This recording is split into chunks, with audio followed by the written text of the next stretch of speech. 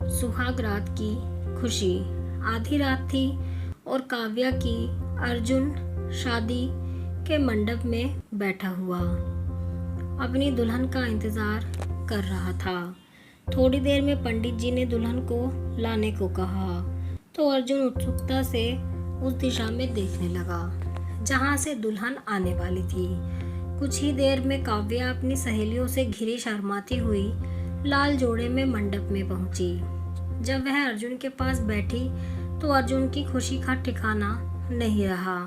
उसकी नजरें काव्या से हटने का नाम ही नहीं ले रही थी। मंत्रोच्चारण के बीच दोनों एक दूसरे के हो रहे थे।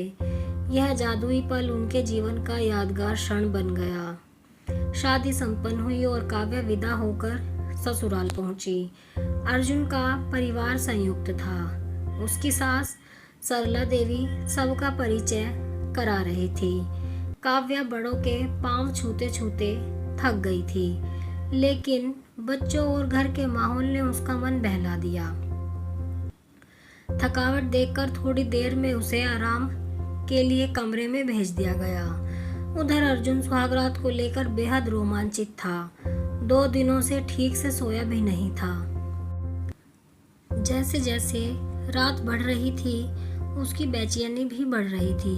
तभी उसकी भाभी नेहा ने उसे इशारे से बुलाया।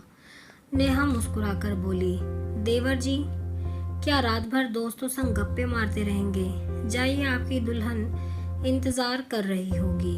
अर्जुन मुस्कुराया और आगे बढ़ा तो नेहा उसे रोककर बोली, इतनी भी क्या जल्दी है? मेरा गिफ्ट कहाँ है? अर्जुन बोला, भाभी, उपहार की बात कल करे ना। नेहा शरारत से बोली, थकान का बहाना मत बनाइए, सीधे सीधे गिफ्ट निकालिए। अर्जुन ने मुस्कुराते हुए अपनी जेब से एक छोटा सा डिब्बा निकाला और नेहा को दे दिया। नेहा खिलखिलाते हुए बोली, तो आप लाए थे गिफ्ट, फिर मजाक क्यों? अर्जुन बोला, भाभी, आपके साथ मजाक करना तो मेरा हक है।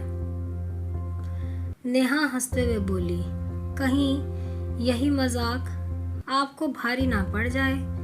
अर्जुन जब कमरे में पहुंचा तो देखा कि उसकी दुल्हन लाल जोड़े में लंबा घूंघट निकाले बिस्तर पर बैठी है। पूरा कमरा फूलों से सजा था। वह धीरे से पास गया, लेकिन बिस्तर से कुछ अजीब सी आवाजें आईं। चादर उठाकर देखा तो पूरा बिस्तर पापड़ों से भरा हुआ था। अर्जुन चौंक गया और जोर से चिल्लाया। कमरे के बाहर से हंसी के ठहाके आने लगे।